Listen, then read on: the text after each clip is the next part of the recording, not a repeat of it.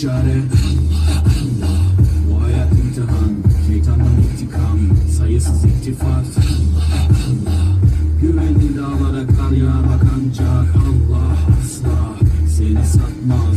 Düşünce kalkmalısın, şükürle kalmalısın. Desin hep kalp atışın.